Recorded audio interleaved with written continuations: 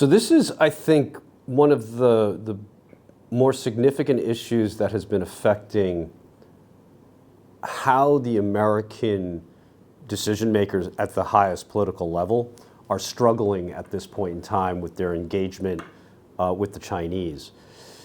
There, I think, are two important points to make straight away that just really define the issue. Number one is there needs to be a recognition that the United States and China have vastly different political systems. That's number one.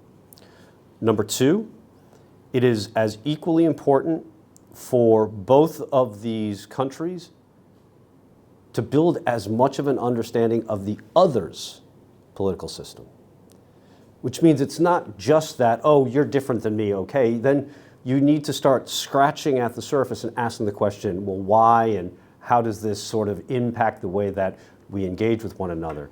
And allow me just for a minute to share with you, I think is just a terrific story.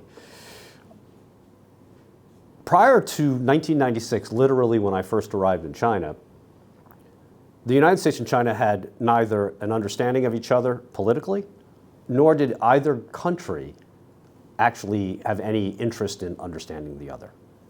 And then that changed in 1996 when there was some conflict that was occurring within Asia and involved both China to a certain extent and the United States. And at the time, the president of the United States was Bill Clinton. And this was in early 1996.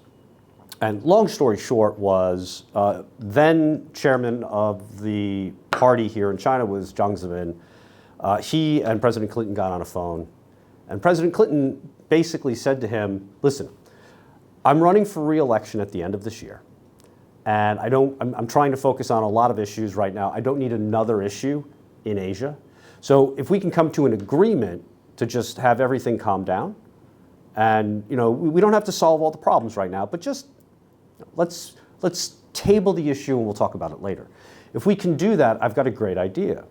After I win re-election, assuming he did, which he did, at the end of 1996, I will send my vice president, Al Gore, to China in 1997 to come do a state visit. And then at the end of 1997, you, Jiang Zemin, please come to America and do a state visit. And then in early 1998, I, Bill Clinton, will go to China and also do a state visit. And why do I share this story is it was, I think, in that moment that the leadership up in Beijing had a bit of an aha moment, meaning there's a short time frame to a certain extent within American politics because of how election cycles run. So there is this both 2-year and 4-year cycle, and quite frankly, this has provided China with a really good opportunity not just to understand the United States and its political leadership, its political factions, but also how they can use that if they're having various types of negotiations. Maybe there's certain times where it's easier to negotiate with the American government and other times where it's not. So between 1996, so the 30 years since I've been here, I would say that the Chinese policymakers, government officials, leadership in Beijing have increasingly really understood the dynamics of the American republic, the political system. Now, China is completely different, right?